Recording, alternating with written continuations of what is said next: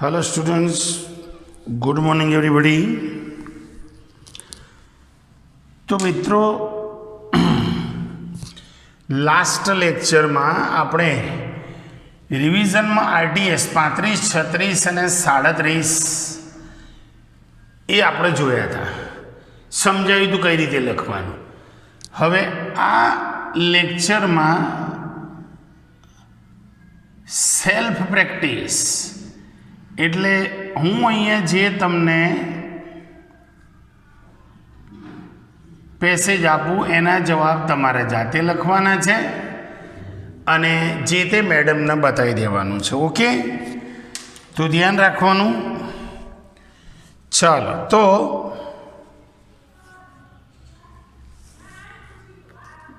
Passage number 1માં number હું તમારું જે એક્ઝામનું જે જ આપી દઉં એટલે કે પ્રોબ્લેમ ના થાય.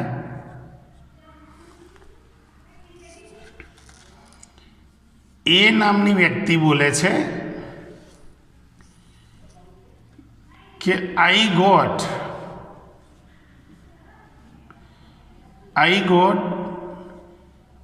The first class. I got the first class. B નામની વ્યક્તિ બોલે છે, શું બોલે છે નીચે 4 ઓપ્શનમાં આવશે. અહીંયા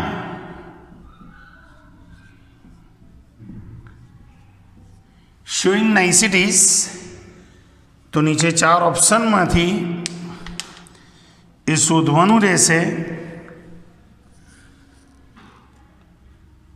એમાં A ઓપ્શનમાં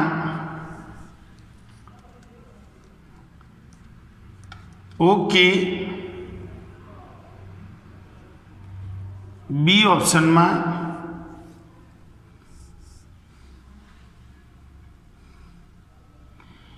thank you,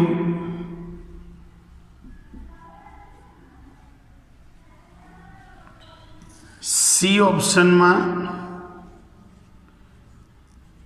congratulation,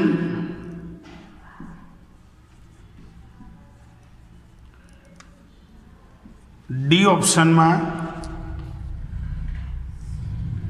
O.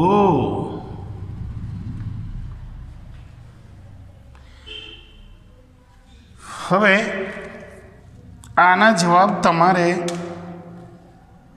Homework રૂપી આપવાના છે, બરાબર? આ ધ્યાન રાખવાનું, એ સમજીને તમારે જવાબ આપવાનો રહેશે. ચલો આગળ બીજા એક પેસેજમાં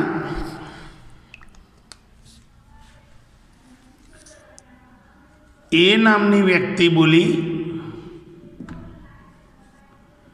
વેર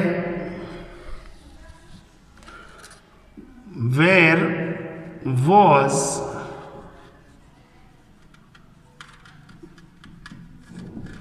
Gandhiji born. Where was Gandhiji born. B નામની વ્યક્તિ બોલી અને 4 ઓપ્શનમાં બોલી છે. અહીંયા આવશે showing place.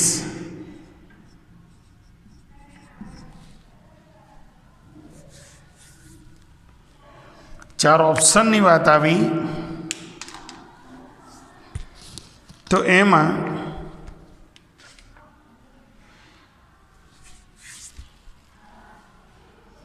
A ઓપ્શનમાં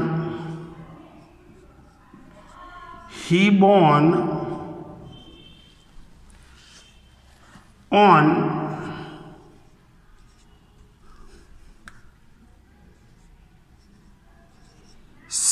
October 2nd.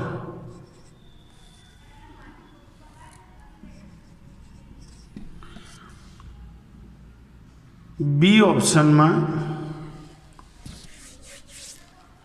he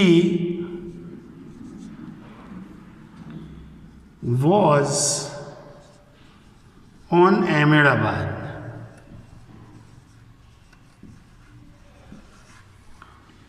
C ઓપ્શનમાં he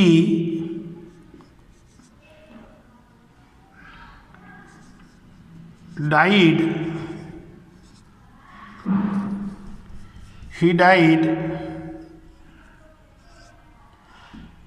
in struggle.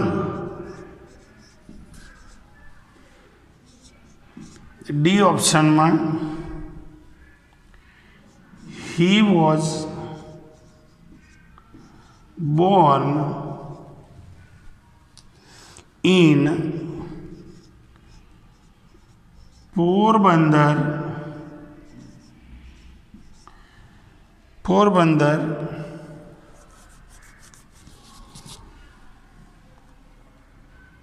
he was born in Porbandar. બસ આ ABCD આ ચારમાંથી સાચો જવાબ તમારે શોધવાનો રહેશે. આગળના એક એક્ઝામ્પલમાં એની અંદર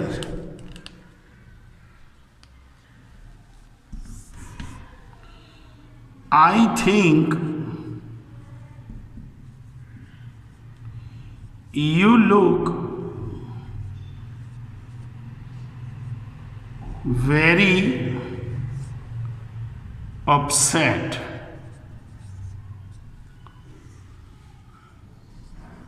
એમાં એ નામની વ્યક્તિ બોલી છે,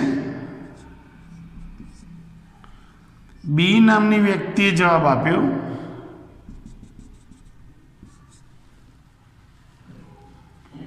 showing suggestion.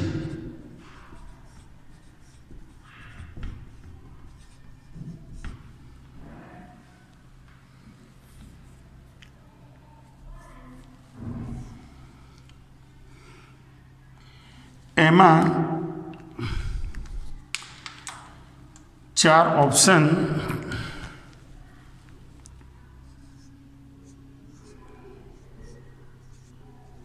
you can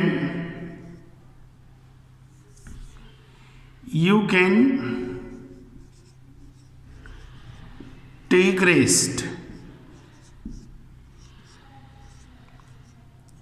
you may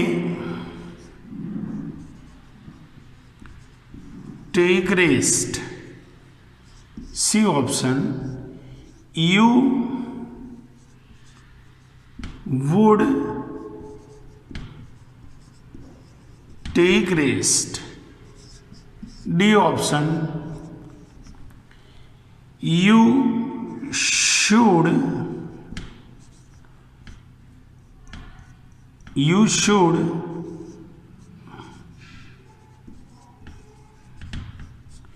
take rest.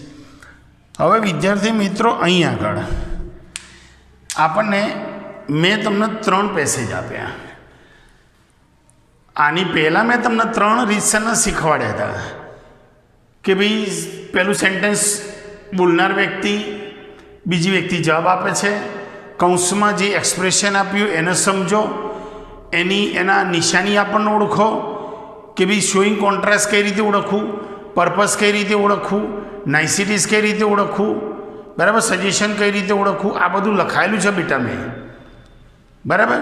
એ નિશાની રિઝલ્ટ કઈ રીતે ઓળખવું, રીઝન કઈ રીતે ઓળખવું, જેમ આપણે લાસ્ટ લેક્ચરમાં જોયું કે ભાઈ રિઝલ્ટ તો તમને નીચે ઉપર એક વ્યક્તિ બોલતી હતી, બીજી વ્યક્તિ જવાબ આપ્યો, કૌંસમાં મેં શોઈંગ રિઝલ્ટ આપેલું છે, જોઈ લો વિડીયો ઓપન કરીને, અને એ રિઝલ્ટમાં નીચે મેં 4 વાક્યો લખ્યા અને એમાં મેં તમને સમજાવ્યું કે ભાઈ જે રિઝલ્ટ તમને આપેલા 4 વાક્યમાં શોઈંગ રિઝલ્ટ સમજવું કેવી રીતે, કે સાહેબ જે વાક્ય તમને 4 આપ્યા છે એમાં TWO ઇનફ અને સો ડેટ જે વાક્યમાં હોય એ રિઝલ્ટ, જે વાક્યમાં સો, ધેરફોર, સિન્સ, એઝ, બીકોઝ હોય એ શોઈંગ રીઝન કહેવાય, બરાબર.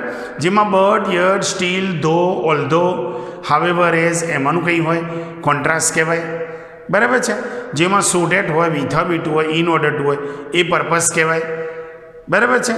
તો આ સમજો તમે. જેમાં વાક્યમાં વચ્ચે કેન હોય કે કુડ હોય એ એબિલિટી કહેવાય, વાક્યની શરૂઆતમાં કેન કે કુડ આવો તો રિક્વેસ્ટ કહેવાય.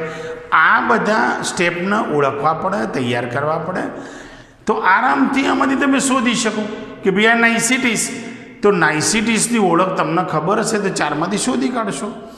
શોઈંગ પ્લેસ તો સવાલ વાંચો અને નીચે બરાબર 4 વાક્ય વાંચો, તમને આના અનુરૂપ ક્યાંક જવાબ મળી જશે આગળના પેસેજમાં શોઈંગ સજેશન. તો સજેશનમાં શું આવે એ લખેલું છે, 4 વાક્ય વાંચો, જે આવતું એને ફાઇનલ કરો. બરાબર. અને આ જે હોમવર્ક જે છે એ બેટા તમારે જે તે તમારા મેડમ છે એમને બતાવવાનું રહેશે અને લખેલું જોઈશે. કારણ કે હવે ટૂંક સમયમાં આપણે ક્લાસ ઉપર મળીશું. ટૂંક સમયમાં કોરોના વાયરસના લગભગ વળતા પાણી થઈ ગયા છે. સરકાર જાહેર કરશે એ દિવસે આપણે જે તે ક્લાસ ઉપર એ બધું મળવાનું થશે. ત્યારે હું આ હોમવર્ક તમારી પાસે માગીશ બેટા. આ ધ્યાન રાખજો. જેટલા બી લેસન ચાલી ગયા એનું ગૃહ કાર્ય માગીશ, ગ્રામરની પ્રેક્ટિસનું માગીશ, કોઈપણ કંપનીનો પેપર સેટ તમારે લઈ દેવાનો.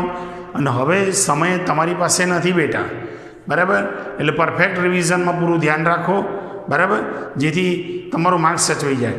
અને મેં હવે એ પ્રકારનું રિવિઝન ચાલુ કર્યું, એક લેક્ચરમાં તમને સમજાવવાનું અને બીજા લેક્ચરમાં તમને હોમવર્ક રૂપી વસ્તુ આપી દેવાની. બરાબર. આ ધ્યાન રાખવાનું. નાઇસિટી શામાં કયું છે, આમાં શોઈંગ પ્લેસ કયું છે, આમાં સજેશન કયું છે, એ પ્રમાણે તમારે સાચું શું છે એ બતાવવાનું. સવાલ બી લખવાના છે અને જવાબ જે લખો એ જવાબ આવી રીતે લખજો. પાછા જેમ તેમ નહીં ચાલે. જો આ રીતે લખવાનું કે ભાઈ આન્સર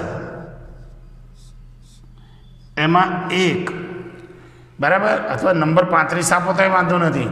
આખું વાક્ય લખી દેવાનું કે I have got the first class. પછી એનો આન્સર જે આ રીતના એરો મારી અને આ 4માંથી જે આવતો એ એનો આન્સર લખવાનો.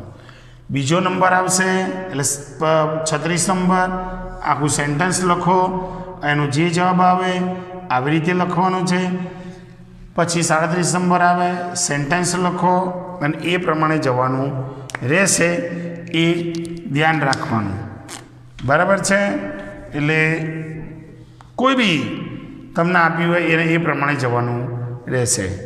તો સવાલ તો આ રીતે લખવાના જ છે. જવાબ લખો, તારીખ નંબર આપો, સેન્ટેન્સ લખી દો અને એનો જવાબ. 2 નંબર આપો, સેન્ટેન્સ લખો, એનો જવાબ. 3 નંબર આપો, સેન્ટેન્સ લખો, એનો જવાબ. એટલે લખવાની પદ્ધતિ બદલવાની નહીં. એકલા જવાબ જો લખી દેશો, માની લો કે કદાચ તમે 35 નંબર આપ્યો અને અહીંયા લખી દો કે ભાઈ આન્સર અને 35 નંબર એકલો આન્સર લખો, 36 નંબર એકલો આન્સર લખો, 37 નંબર એકલો આન્સર લખો, તો બોર્ડ તમને શું આપશે? 0. એટલે એકલો આન્સર લખાય નહીં. બરાબર. આ ધ્યાન રાખવાનું અને એ પ્રમાણે ચાલવાનું. ઓકે, ચાલો. Thank you.